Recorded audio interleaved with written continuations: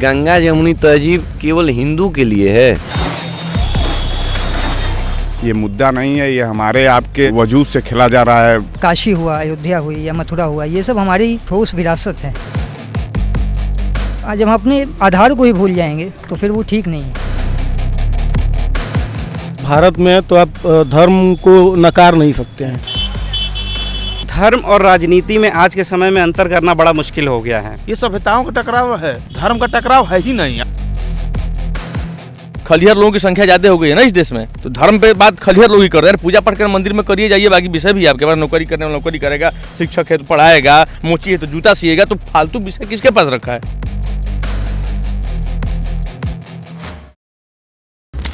काशी विश्वनाथ और ज्ञानवापी का जो मुद्दा है वो अब अखिल भारतीय रूप लेता जा रहा है। लेकिन जब आप इस पूरे मसले को कवर करते हैं बतौर पत्रकार, तो आपको ज़रूरत होती है कुछ छात्रों की, कुछ लोगों की जो अपने भविष्य को संवारने के लिए किसी विश्वविद्यालय में पढ़ते हैं, वहाँ से निकलते हैं, फिर लोगों को पढ़ाते हैं, अपना भविष्य संवारते हैं, देश का भविष्य संवारते हैं। तो इस वक्त मैं बनारस हिंदू विश्वविद्यालय के सबसे चर्चित हॉस्टल बिरला हॉस्टल में हूँ और मैं कोशिश कर रहा हूँ कि बिरला हॉस्टल के लोगों से बात करके, यहाँ के अंतर्वासी जो हैं उनसे बात करके इस पूरे मुद्दे के ज़रिए पूरे देश का जो असली मुद्दा है उसको समझा जा सके। जैसे देखिए, यह एक इकलौता मंदिर नहीं है, इकलौता मस्जिद भी नहीं है। ऐसे तमाम विवादित मंदिर मस्जिद मिलेंगे और इसका निर्णय माननीय न्यायालय ले रहा है और न्यायालय को ही अपना काम कर देना चाहिए। अगर सही है कि गलत है, उस पर निर्णय न्यायालय लेगा। अगर उसके साथ गलत हुआ है, अगर हमारे मंदिर को तोड़ के मस्जिद बनाया गया था और जो उस पर जैसे मान लीजिए कि राम मंदिर पे निर्णय आया हम लोग के न्यायालय का, तो उसको सब लोगों ने स्वीकार किया, तो इसी तरह हम लोगों को डिबेट से इतर होकर इसे मीडिया को भी इसमें कंसंट्रेशन लेना चाहिए कि अनावश्यक मामले को तूल देना। अभी तो सर्वे चल रहा है, कई सौ साल तक चलेगा मुकदमा, क्या होगा क्या नहीं होगा। तब तक द्वेष फैलाने राजनीति लोगों को नहीं करनी चाहिए। मंदिर है कि मस्जिद, निर्णय माननीय न्यायालय पर है, हम लोग को छोड़ देना चाहिए। मंदिर मस्जिद से आगे क्या इसकी ज़रूरत थी? अभी भारत जैसे देश में यदि मंदिर की बात करेंगे तो वो सुबह से लेकर शाम तक 24 घंटे, पूरे हफ्ते, महीने और पूरे साल चलने वाली बात है। उससे दूर हम हो नहीं सकते। अभी जैसे सरकार की बात आई, राजनीति की बात हो रही थी, चुनाव हुआ 2014 का, 2019 का। लोगों ने कहा कि विकास के नाम पर वोट पड़ा, विकास के नाम पर वोट पड़ा। लेकिन भाजपा का कैडर जब मैदान में उतरा तो उसको कहा गया कि तुमको एक हिंदू नायक दिया जा रहा है, और लोगों कार्यकर्ताओं ने उसको जनता में स्वीकार भी करवाया। राम एक मुद्दा थे।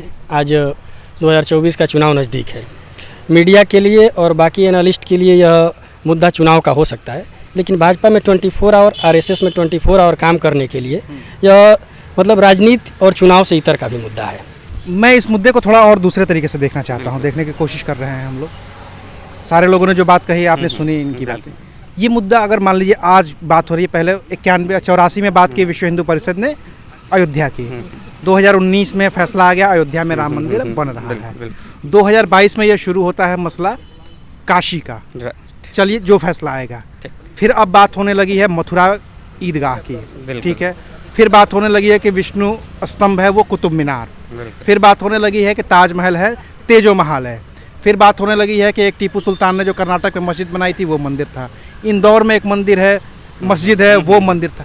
कहाँ ख़त्म होगा और कैसे देखते हैं इसको? अभी आपने कहा बात करते वक्त कि मुद्दा अब ये है। मैं आपसे ये पूछना चाहता हूँ कि ये कौन निर्धारित करता है कि मुद्दा क्या है? मुद्दा कुछ होता नहीं है, हम बनाते हैं मुद्दा। आप अभी बनारस में हैं कुछ समय से पिछले, आप एक एक लोगों से मिलिए, बात करिए, उनके अपने मुद्दे हैं। लेकिन जब आप मीडिया में देखेंगे, टीवी देखेंगे, तो आपको अलग मुद्दा दिखेगा। आप एक अलग नज़रिए से दुनिया देखना शुरू करेंगे। और जब आप व्यवहार में डेली अपने आसपास के लोगों से मिलेंगे तो अलग मुद्दे मिलेंगे आपको।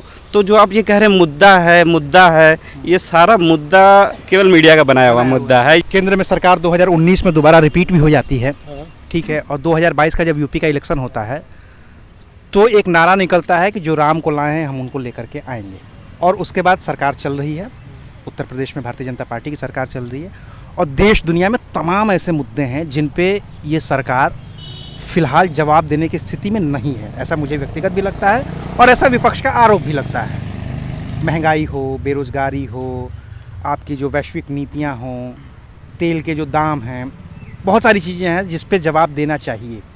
और इन जवाबों से बचने के लिए क्या सरकार ये सारी चीज़ें कर रही है, या फिर आपको लगता है कि ये मसला सिर्फ़ और सिर्फ धर्म का, राजनीति से अलग है? हम अगर जो आप भारत में हैं तो आप धर्म को नकार नहीं सकते हैं। धर्म जाति ये सब हमारे अंदर है, हमारे डीएनए में है, नकार नहीं सकते हैं। लेकिन अगर आपने जो भी बोला कि सरकार का फेल्योर है या फिर जो भी मुद्दे जिन पे असफल है सरकार, तो उनको मतलब बैकअप वो करने के लिए, हाँ, ओवरकम करने के लिए भी ये मुद्दा प्रमुखता से उछाला जा रहा है। जरूरत थी क्या इसको, चूंकि आप बनारस में रह रहे हैं? जरूरत तो थी, देखिए, क्योंकि वहाँ पे साफ दिखता है कि मस्जिद को, मंदिर को तोड़ के मस्जिद बनाया गया, तो ज़रूरत तो थी वहाँ पे जो गलत हुआ है उसको सही करने की ज़रूरत थी। लेकिन अब भी ये मुद्दा इसीलिए आया है कि सरकार का जो फेल्योर है उसको ढका जा सके। इसको ऐसा नहीं देखा जाए कि छोड़ देते ना यार, हो गया, ठीक है, हमारे पूर्वजों ने अगर गलती की थी, किसी के भी, मान लीजिए मुस्लिमों को, औरंगजेब ने गलती की, मंदिर तोड़ के मस्जिद बना दिया, हो गए ना 300 साल, इस बात को छोड़ देते हैं, जो है उसको रहने देते हैं। तो पीढ़ियों का काम ही होता है ना गलती को सुधारना। जैसे हम और आप हैं तो हम लोगों की पीढ़ियाँ क्या की नहीं, मतलब हमारा दायित्व है कि एक नई पीढ़ी का नवनिर्माण करें जिसका देश के विकास में महत्वपूर्ण योगदान होता है और एक आने वाली पीढ़ियों को सबक मिले। तो चीज़ों को सुधारना ही हम लोगों का दायित्व होना चाहिए। नई पीढ़ी इसीलिए कही जाती है कि पीढ़ी अच्छा काम करे, हाँ, उसको कानून के दायरे में रख के करना चाहिए, लोक हित के विषय को ध्यान में रखते हुए करना चाहिए। अब इससे हमको यह नहीं हो कि किसी और विशेष वर्गों को बहुत ज़्यादा दिक्कत हो, द्वेष फैले, लेकिन कानून के दायरे में रख के नवनिर्माण काम होना चाहिए। और बात इस मुद्दे की भी अगर करते हैं हम, तो ये मुद्दा 2-3 हिस्सों में बटा हुआ है। या तो आप इसे राजनीतिक मुद्दा मान सकते हैं, या तो इसे धार्मिक मुद्दा मान सकते हैं, या तो आप इसे व्यक्तिगत मुद्दा मान सकते हैं। जो हम देखते हैं एक बड़े बैनर पे, एक बड़े परिप्रेक्ष्य में, वो राजनीतिक मुद्दा देखते हैं इसको।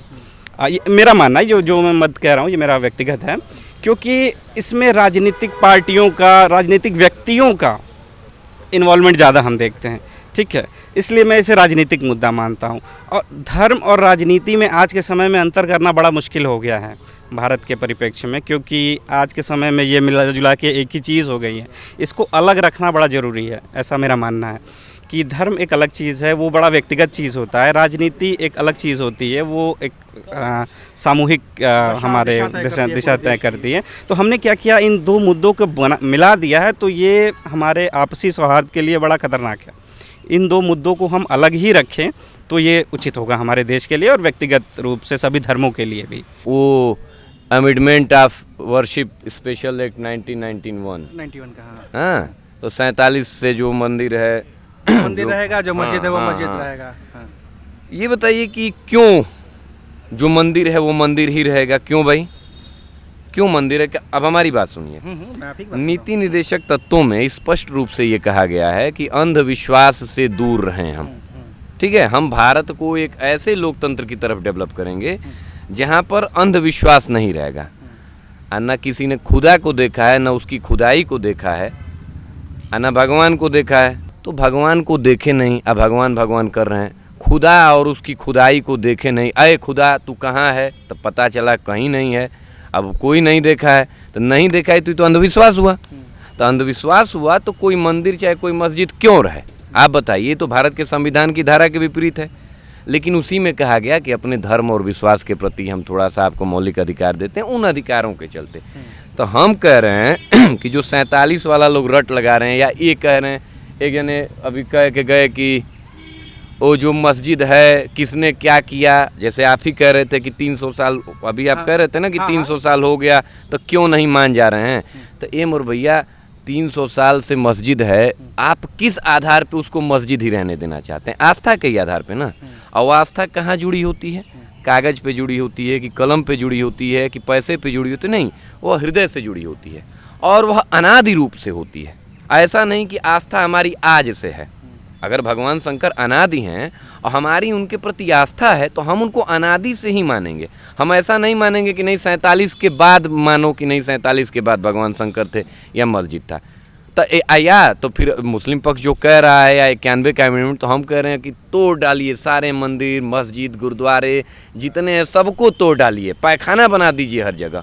अगर आपके अंदर हिम्मत है आप तोड़ डालिए, उसको अस्पताल बना दीजिए, स्कूल बना दीजिए, शौचालय बना दीजिए, जन सुविधाओं को बना दीजिए। और अगर नहीं आप आस्था को मानते हैं और मानते हैं कि इस देश में आस्था नाम की कोई चीज़ है, तो फिर आपको उस आस्था की तहों तक जाना होगा और उस आबादी को लाभ पहुंचाना होगा, उस आबादी की आस्था का मान रखना होगा जो ये डिमांड कर रही है। आप ही लोगों के हाथ में अब देश का भविष्य है, रोक नहीं सकते क्या इसको कि ठीक है ना, हिंदू मुसलमान साथ में रहेंगे, हमने तो अपने संविधान में अंगीकार कर लिया, दिक्कत क्या है?